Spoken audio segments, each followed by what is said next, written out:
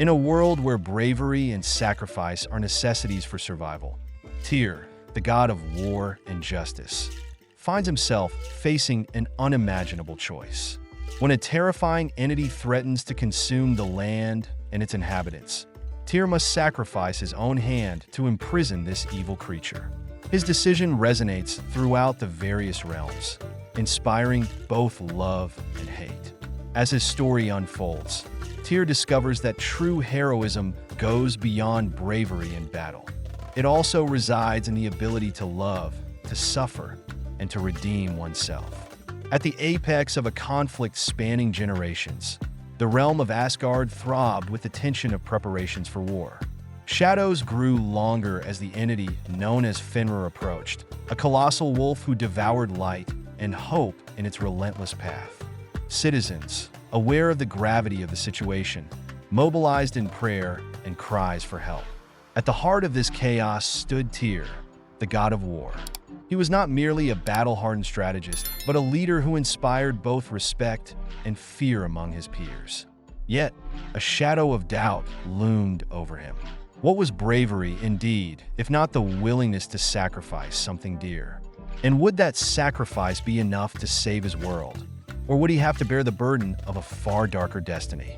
Considering his personality, Tyr was not just a god, but a captivating and complex being who struggled with his own vulnerabilities. While his strength was undeniable in battles, he was haunted by memories of past decisions, including battles that resulted in irreplaceable losses. These memories followed him like specters, reminding him of the price of war and the fragility of life, which made him even more reluctant to engage in conflict. However, his commitment to his people and the desire to preserve the light in a world teeming with darkness motivate him and urge him to rise and fight. As the days passed, Tyr realized that there was no escaping a direct confrontation. Fenrir was not just a force of destruction, but also a manifestation of all he feared. The impossibility of protecting those he loved, the vulnerability of the chaos looming over his domains, and the fragility of life. During long, sleepless nights, Tyr wondered if true bravery was being willing to lose everything for the greater good, if that meant ensuring the safety of future generations. However, Tyr's struggle was not just external. There was an internal conflict raging within him, like two titans colliding. His ambition to battle Fenrir was counterbalanced by his fear of helplessness. He had to find a way to balance these opposing feelings to not only confront the monster, but also to understand that this challenge would be an eternal battle within his soul, regardless of the final outcome. As Tyr prepared for the confrontation, his allies began to unite to provide support.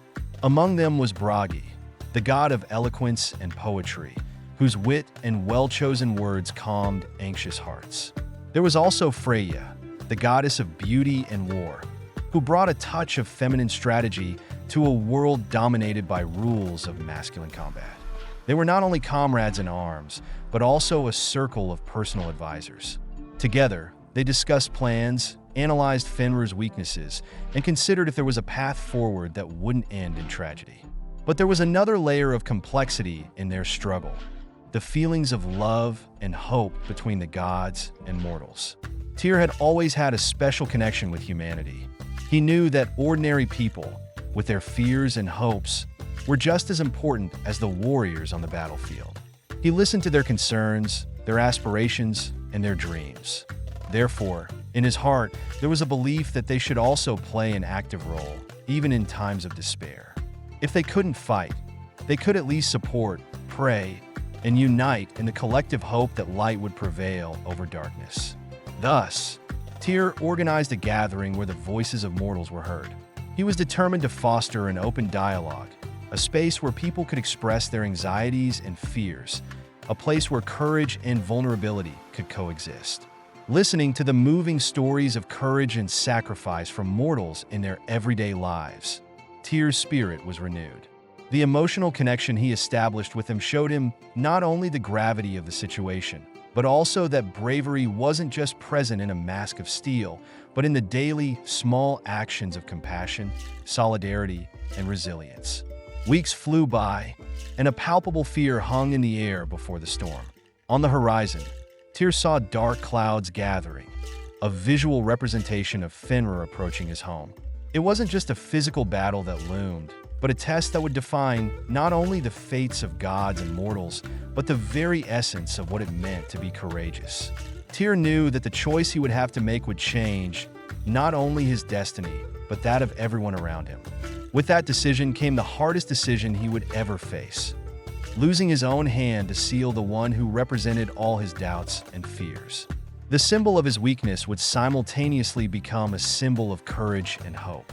On the morning of the battle, as the sun rose, sending golden rays through the darkness of the storm, Tyr made an offering to the deity who guarded Fenrir. Thus, the decision was made. Tyr was ready to face not only the ravenous wolf, but also the image of all who doubted him. The pain of losing something that had always been an extension of his being. He was prepared to sacrifice his own hand, not just as an act of bravery, but as a testament to the very nature of his struggle. At that moment, he became a beacon to those around him, for his courage manifested in a gesture that would forever be remembered as the day the god of war became more than a conqueror. He became a redeemer. The battle began at dawn, with the first rays of sunlight creeping through the darkness, like timid hopes breaking a long night of despair. The sky, normally blue like the deep sea, was now covered with dark clouds that churned, reflecting the tumultuous turmoil in Tyr's heart. The land was shrouded in a deathly silence, broken only by the distant sound of Fenrir's heavy breathing, approaching with its malevolent presence. The lights of the lanterns flickered in sync with the unease in the air, creating an aura of anticipation and fear. Tyr stood amidst his army, his gaze fixed on the horizon, where the shadow of the colossal wolf grew ever clearer. The warriors, who had come from all corners of the realm, stood around him, firm and determined, but tension emanated from their bodies. They knew the challenges were immense, and that they could not succumb to the fearful kneeling that darkness offered. Each one carried not only weapons, but also the weight of the hopes of their families, who depended on their courage in those crucial moments. The determination in their faces and the strength in their fists gave Tyr the boost he needed. Freya, with her golden hair like threads of light, approached him. Her eyes, which usually shone with confidence, were shadowed with anxiety. The warrior spirit he had so admired seemed temporarily subdued. "Tyr," she whispered, "are you sure about this? Losing a part of yourself is a high price to pay. We need you whole in the battle." Her words were laden with weight. They were a reminder that sacrifice wasn't just an abstract idea, but something visceral and real. "Freya, I have no choice," Tyr replied, his voice firm, but his heart pounding with uncertainty. "If this is what it takes to stop Fenrir, I will go to the end. It is my responsibility to protect everyone, and if that means losing a part of me, so be it. I have lost much before, and I will not let that happen again." With that, he straightened his shoulders, causing the light to reflect off his battle armor, a shine that contrasted with the darkness that threatened to swallow them. As the army assembled, something extraordinary happened. A group of mortals, people who were not warriors but who admired the gods and the courage they represented, began to approach. With soft voices, they joined in a song, their clear melody echoing like echoes of hope in a desolate world. The music flowed like a calm river, wrapping everyone around them in a feeling of unity and strength. For Tyr, this became a call to the bravery within him. He realized that true courage doesn't reside solely in the steel of a sword, but also in the unwavering certainty that they are fighting for something greater. With the music as his guide and the support of his friends, Tyr faced Fenrir. The wolf was colossal, its fur a tangle of shadows and fury, as if the abyss itself were trapped within it. The wounds from the past battle became more evident, reminding Tyr of all the lives that could be lost in this confrontation. A fleeting vision of his mother appeared in his mind, a gentle face that had been ravaged by a previous war, and he felt the pain of his past clench his chest like a clenched fist. The clash between Asgard's army and the colossal creature was brutal. Swords crossed as cries of anger and pain resonated across the field. Fenrir attacked, its uncontrollable fury knocking warriors down like leaves in the wind. Tyr, still firm in his position, led his team with skill, his mind strategically formulating plans. Every move a dance with death. The smell of blood and sweat mingled in a nauseating mix. But there was also hope, visions of a future free from the darkness that occupied the skies. As the clash intensified, Tyr realized that his moment had come. With a shout that pierced the fog, he charged towards Fenrir. Every step was filled with pain, but determination fueled him, and he had no thought of retreating.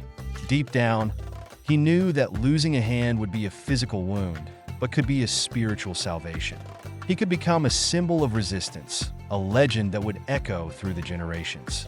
And with that thought, the fears and insecurities that had been with him began to dissipate. The fight culminated in an extreme moment of confrontation. Tyr, surrounded by Fenrir's fury, made a risky move, striking a blow to its jaw. The wolf's mouth closed, but the forces of that act weren't enough to deter the beast. In a split second, he did what he had to. With brutal lateralness, Tyr grabbed Fenrir's jaw with his hand and pressed down with force.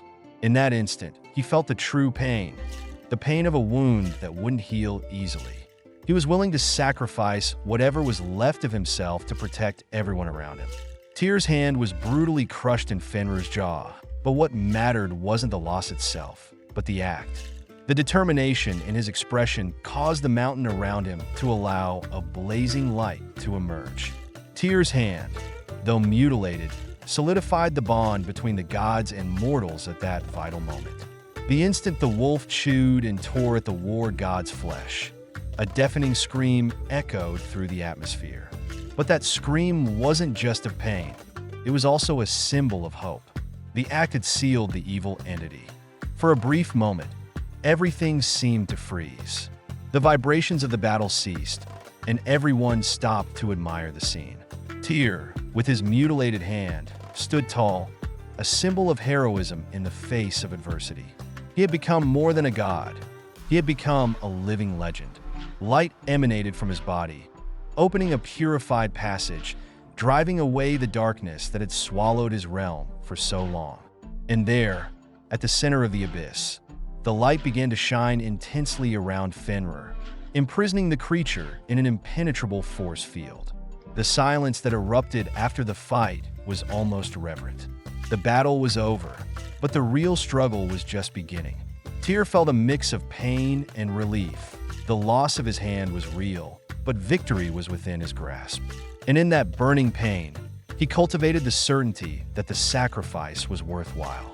As the dust settled, the survivors began to approach Tyr, who was surrounded by a halo of golden light, a symbol of bravery and sacrifice. He realized that even amidst the pain, he was not alone. Each one there, men and women with faces marked by the fight, carried a new spark of hope. The grief for the loss was still present, but kindnesses and compassion began to take the place of suffering. At that moment, with tears streaming down their faces, the voices of the people rose in unison, a chorus dedicated to Tyr's courage and sacrifice. He felt the warmth of love and gratitude permeating his soul, and even without a hand to hold them, he now had a future that fueled hope, a future worth fighting for. As he looked around, Tyr realized that courage takes many forms, and that love is a force that can transcend even the deepest scars. With the echoes of the clamor and the reverence that followed the battle, the realm of Asgard began to rebuild. However, Tyr's sacrifice left an indelible mark on their hearts and souls. As his followers celebrated victory, a new shadow formed, a shadow woven from loss. The battlefield, once an arena of combat, had now become a memorial, a place where tears and smiles intertwined, where bravery and pain coexisted. Tyr, though hailed as the savior, felt a deep sadness nestling in his chest.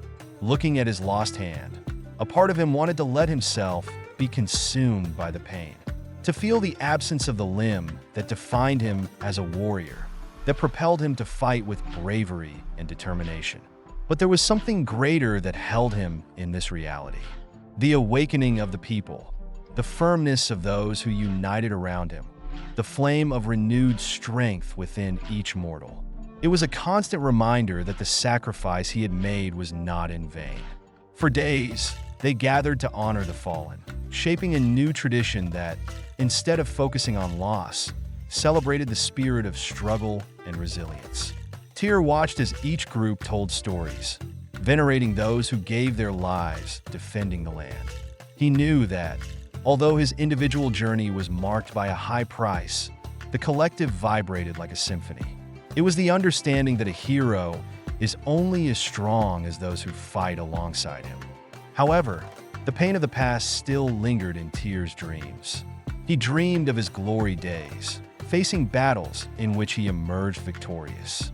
But these dreams often turned into nightmares, where the immense figure of Fenrir emerged amidst explosions of light. The monster still haunted him, but now it also became a lesson. Strength was not just a physical resource, but a force within himself that needed to be explored, an understanding that needed time to blossom. In his moments of solitude, Tyr wondered if one day he would be able to look in the mirror and remember himself as the fearless god he always aspired to be.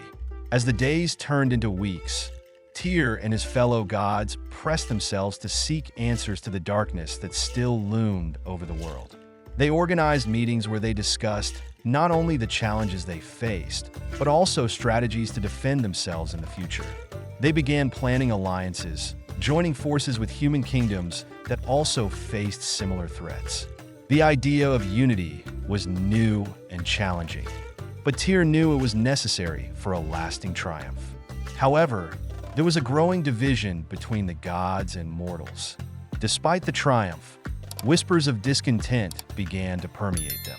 Some mortals saw Tyr as a hero, but others felt abandoned, as sacrifice was present. But divine assistance also left them in a state of vulnerability that they could not ignore. The vulnerability that questioned Tyr's intentions and his ability to lead, generating tension and distrust. Freya, noticing this change in atmosphere, decided it was time to intervene. She sought out Tyr, who was alone in the mountains, lost in thought. "Tyr," she began, her voice soft but firm. "You are distancing yourself from everyone, and that's not good. We need you more than ever. Trust has been shaken, and we need to re-establish that bond with mortals. They need to see that you are by their side, not above them." Tyr frowned, realizing the truth in Freya's words.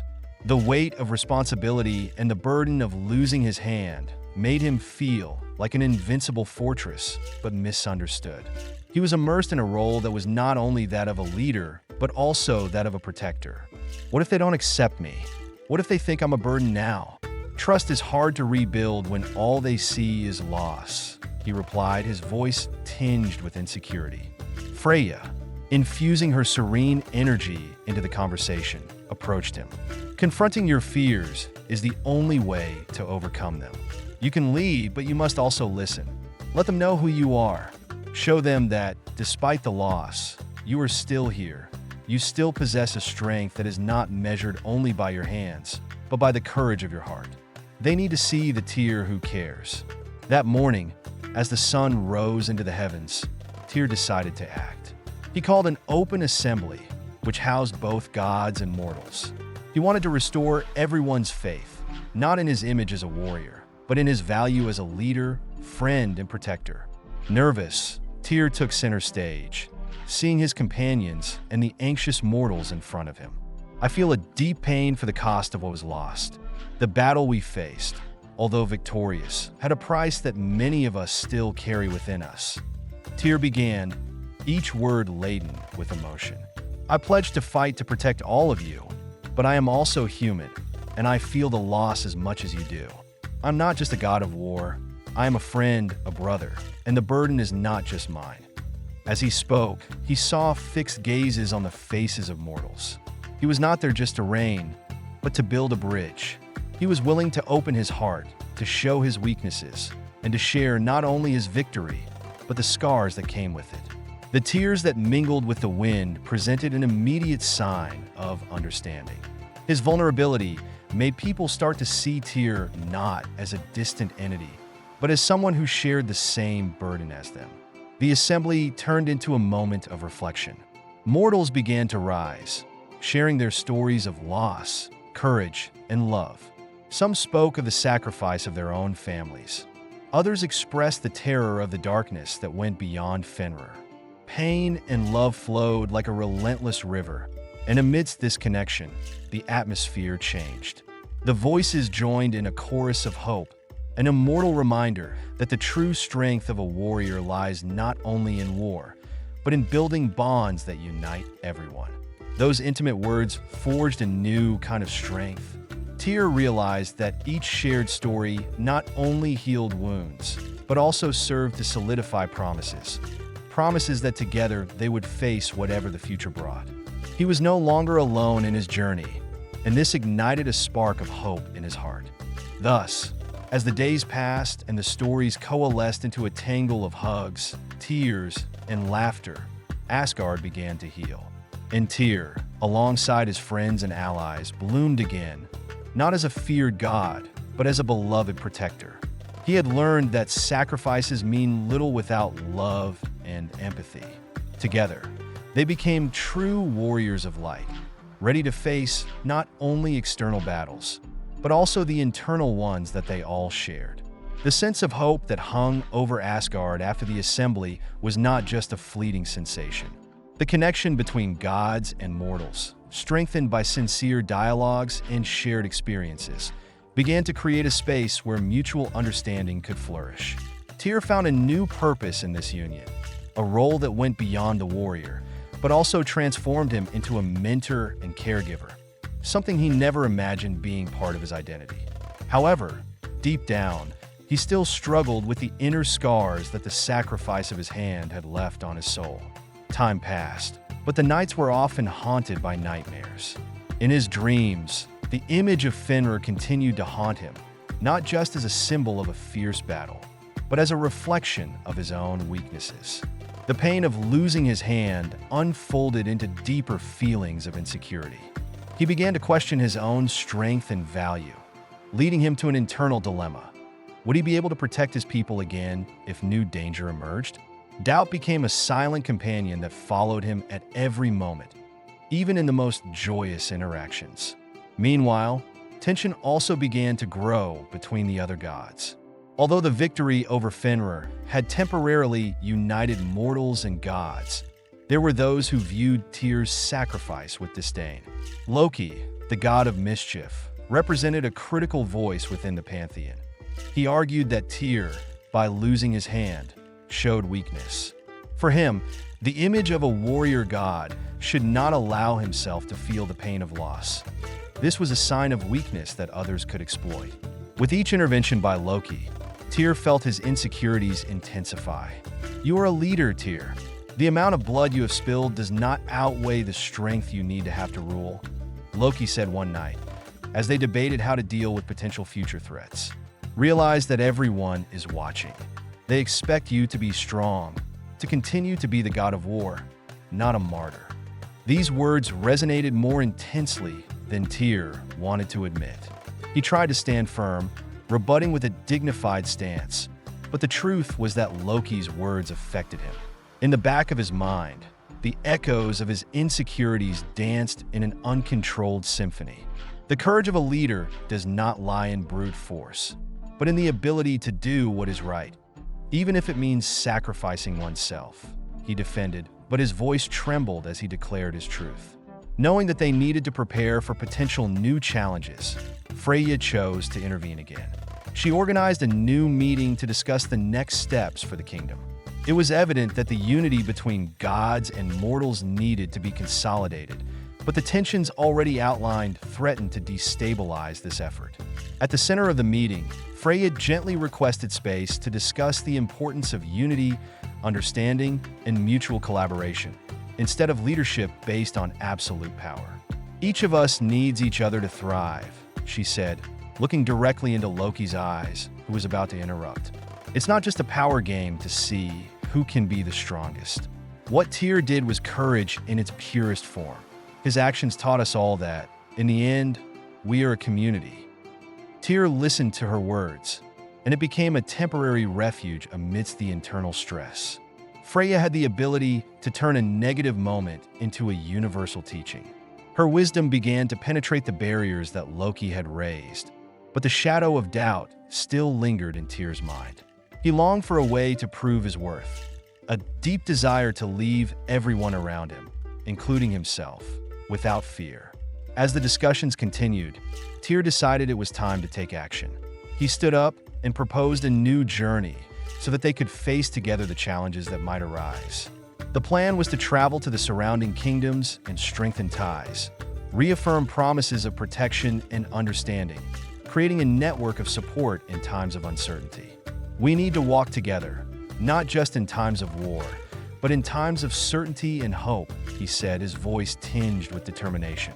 The idea was met with a mix of enthusiasm and apprehension. Freya was excited, but Loki still looked with suspicion. Do you really think all the kingdoms will want to join you after what happened? He provoked, his cunning showing through. Not everyone sees your hand as a symbol of courage. Some may see it as fragility. Tyr took a deep breath, absorbing every word. Losing his hand did not automatically mean weakness. It was a visible reminder of his choices, a mark that told a much bigger story than any military achievement. If someone sees my hand as a sign of weakness, then so be it. For me, it is a symbol of my ability to love and fight for those who are important. Let's build a future where weakness and strength are not opposites, but coexist, he said fervently, deciding it was time to act. The plan was laid out, but the road ahead would not be easy.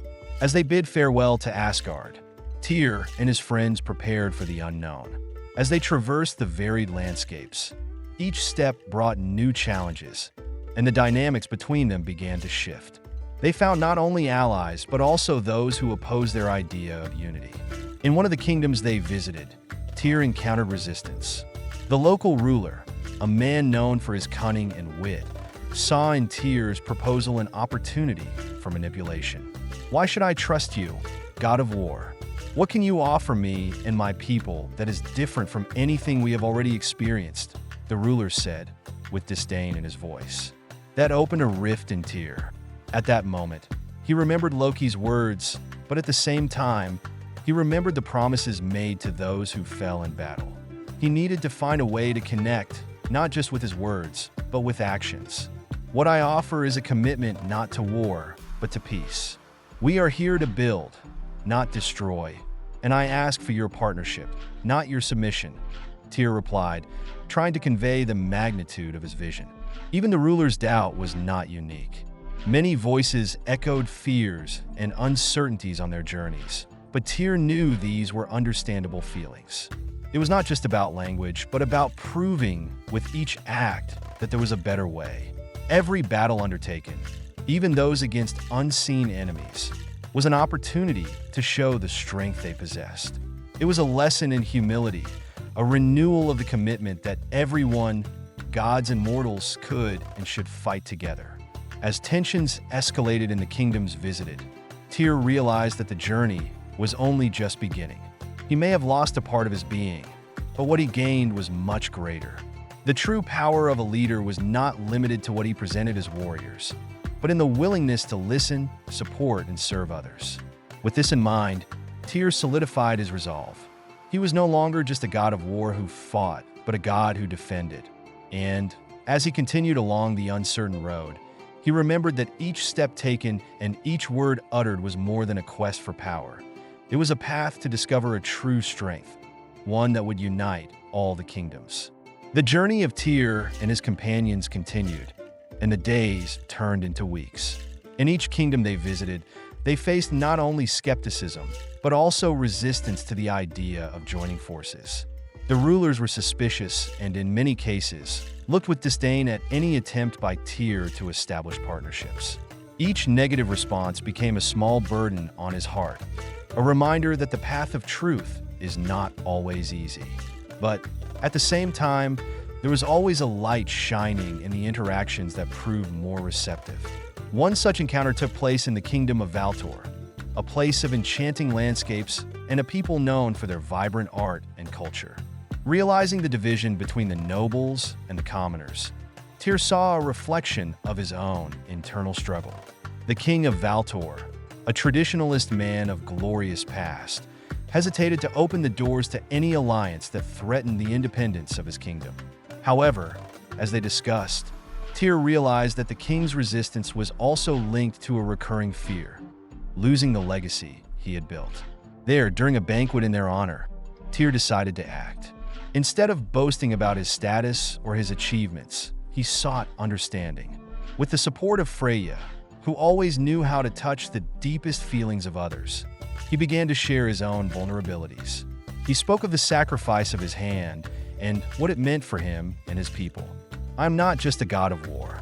I am someone who wishes to connect and learn from each of you. I have seen what disunity can cause. What I seek is not power, but a path that can lead us to peace." Tyr's words echoed in the room, and in an unexpected moment, one of the nobles, who had been observing silently, stood up. "You speak of peace and unity, but I have witnessed the battle, the pain and sorrow. I am afraid that by uniting with you, our kingdom might be swallowed by your responsibility. And who will save those who still fight for their identities?" Tyr felt the weight of the words like a punch to the stomach. It was a doubt that he himself had harbored in recent times. "I understand your concerns," he replied. "But consider this. Our strength does not reside solely in the armor or the sword we wield, but in the unity we can cultivate. Together, we are stronger, and that strength could make our legacies even more vibrant. We don't need to lose our individual identities. We need to celebrate them together." The mood in the room began to shift as other nobles started to share their own stories, their doubts, and their hopes. The culture of Valtor was not just art, but also a rich tapestry of humanizing experiences. And as faces changed from apprehension to acknowledgement, a bridge was formed. The nobles began to understand that their personal struggles were reflected in Tyr's battles, and there, a genuine dialogue emerged. As a result of that meeting, the king of Valtor decided to become an ally. He offered the protection of his forces, a path Tyr knew was worth more than any sword or armor his divinity could carry. He had conquered more than soldiers. He had conquered hearts and minds. The path to unity proved more challenging, but it was taking shape before them. However, Tyr knew that while celebrating this connection, they also had to deal with the consequences of having raised the voice of doubt. Skepticism about him was palpable. After every new agreement, there were suspicious whispers. Loki's ardent fans found room to spread their messages of mistrust. The idea that Tyr had become weak for losing his hand spread, and despite his best intentions, he found himself in the middle of an emotional battlefield. Tyr's greatest enemy was not physical adversaries, but the ghosts that lingered in his own spirit. Forced to confront the conversation about vulnerability and strength, Tyr returns to days of melancholy. Doubt began to corrode the framework of his confidence. He became a prisoner of his own mind, battling the shadow of his image as god of war. His mind began to question the feasibility of his mission. What would happen if the alliances he had formed didn't work? He could lose more than just his hand if his vision didn't materialize. The next challenge came faster than he expected. During one of these meetings, a setback occurred. A neighboring land, previously neutral, was attacked by shadowy forces that suddenly emerged from the depths.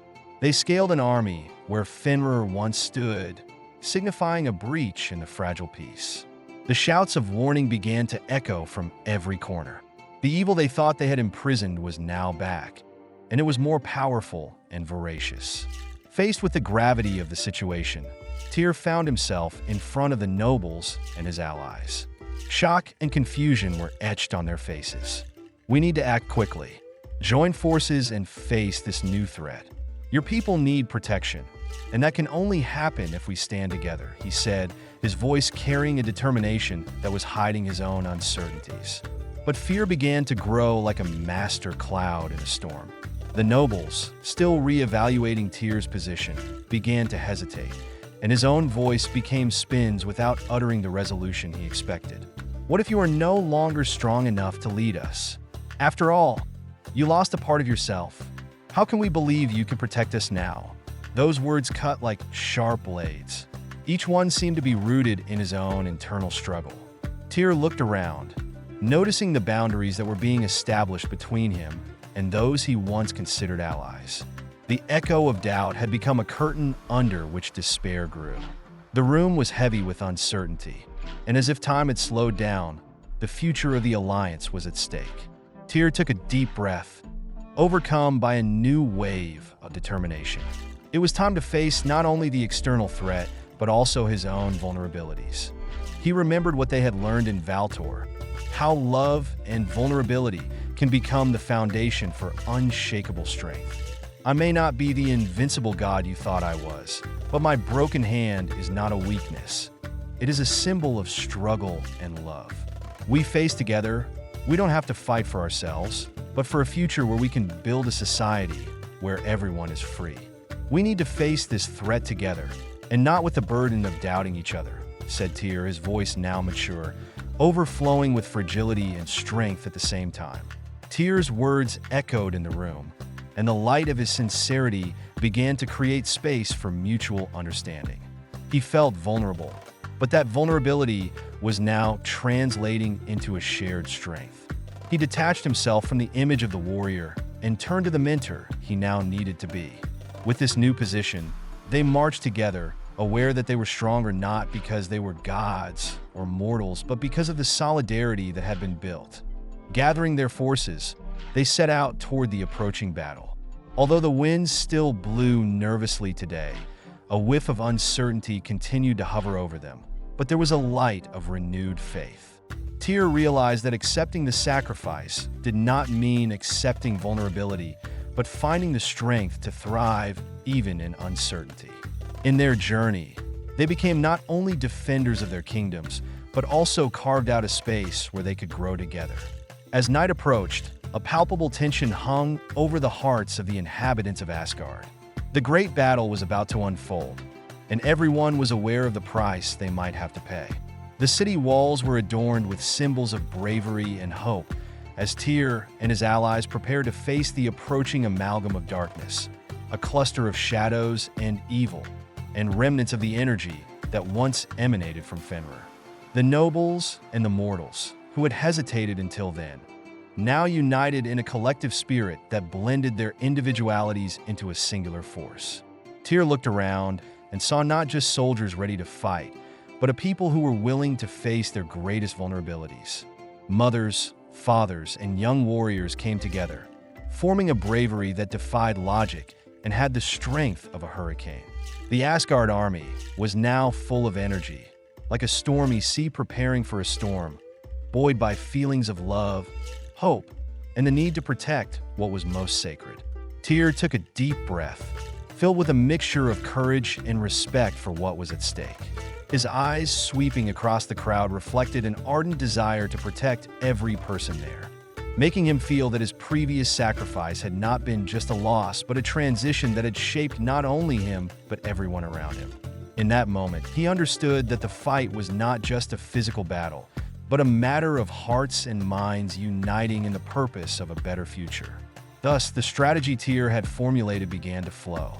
He and his allies, Freya, Bragi, and even Loki, who seemed reluctant to participate, were determined to give it their all. A meticulous attack plan was outlined, with each taking on roles that combined their strengths. Freya, with her connection to nature and war, would lead the front line, while Bragi prepared rhymes and songs to inspire hearts amidst the chaos. What Tyr realized throughout this process was that he didn't need to be a solitary commander. His strength resided in accepting the help of others, even in the face of their doubts. In the dead of night, when the echoes of the city's bravery became a collective roar, Tyr and his army marched out of the gates. Electricity was in the air, and fear tried to regain its control. But instead of succumbing to this insecurity, Tyr channeled those emotions, turning fear into motivation and focus. He knew that there lay the true essence of what it meant to be courageous. It was not the absence of fear, but the ability to act despite it. On the horizon, the shadows began to take shape, and the previously undefined darkness solidified into battalions of demonic creatures emerging from cracks in the earth, as if hell itself had decided to reclaim its space. With the approach of evil, it was as if time had slowed down.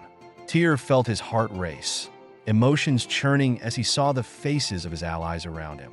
Their lives, courage, and hope were intertwined with their pains. However, there was a greater force, a connection that extended beyond that battlefield. At the signal, the battle unfolded with the intensity of a gale. The sound of swords clashing, the shouts of fighting, and the wounds being inflicted became a chaotic symphony as Tyr led bravely, always at the forefront. Every stroke of his sword reminded him of the importance of fighting not only for himself, but for those who could not defend themselves.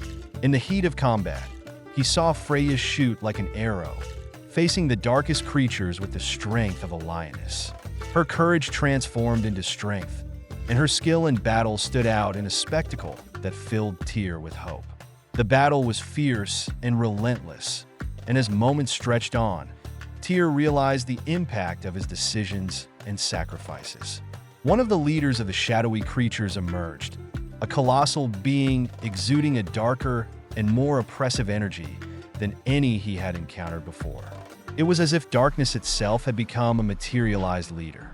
The mere presence juxtaposed a shadow over the courage and determination of the warriors. But still, Tyr would not be intimidated. He felt a calling within him, a desire to not only face the adversary, but to honor the sacrifice he had made. With fierce primacy, he raised his sword, which seemed to shine brilliantly, and turned to the evil being. The battle intensified, and Tyr could feel the pressure of the shadowy forces approaching. The air vibrated with the power of battle, the fight for the future, and amidst all the oppression, he remembered who he was. I will not fight just for myself. I will fight for each of you, who are willing to give everything for our homes, for the courage of a people, he proclaimed, raising his sword higher.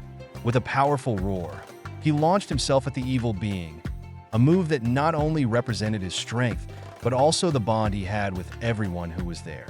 Clinging to the memory of love and hope, he knew this moment could change the course of their lives. The battle culminated in a titanic clash, a moment when time, space, and emotions intertwined under a single purpose. Tyr delivered a wounded blow that sank into the evil leader's shadowy flesh. But it was not just a physical act. It was the infiltration of light in the midst of darkness, a spectacle of courage against fear, an echo of all those who fought for a future and the hope they carried in their hearts. The instant he finally pierced the skin of the evil being, an explosion of energy resonated through the atmosphere. Tyr felt the wave of power emanating from that place, as light and darkness collided in a spectacle of visual effects that blinded the senses and filled the soul. The evil forces began to hesitate, and soon, the other creatures hesitated in attack and realized that the bravery of the human spirit was manifesting in those standing together in battle. The shadows were dissipating, and the creativity that pulsed in Tyr's heart radiated like a living flame. With the last drop of strength, he focused all the energy he had accumulated on his journey and unleashed it in a final blow. Upon impact, the darkness began to dissolve into a cloud of dust that scattered, transformed into fragments of light dancing in the air. Finally, after the battle and all the suffering they had endured, the tide began to turn. The warriors raised their swords, their cries of victory vibrating through the air like a hymn of freedom. Feelings of relief and euphoria began to flood the atmosphere when, along with the destruction of the evil leader, a new era was reborn. Everyone there, gods and mortals, felt that, despite everything, their sacrifices had truly made a difference. The fight had not been in vain. However, even as celebration hovered on the battlefield, Tyr also reflected on the journey that brought him there. He realized that the wounds he carried were proof that his struggle was real, not just on the battlefield, but in the constant struggle of an active leader seeking the collective good. The marks he carried on his body, especially the absence of his hand, now became more than a symbol of sacrifice. They were a testament to the love and courage that existed in every human being, that vulnerability and strength went hand in hand. As the cycle of battle ended, the new world began to emerge. The echoes of their victory floated in the air, modern in their meaning. The courage that inspired Asgard would be embedded in everyone's hearts. And Tyr had gained the wisdom that his role was deeper than physical battles. The real challenge now would be to nurture and maintain the unity they had built. It was a continuous journey where darkness and light would coexist, but the force of love and hope would always prevail. Tyr, a god who once battled his own insecurities, now rose in a new concept of leadership that was kind, just, and dignified.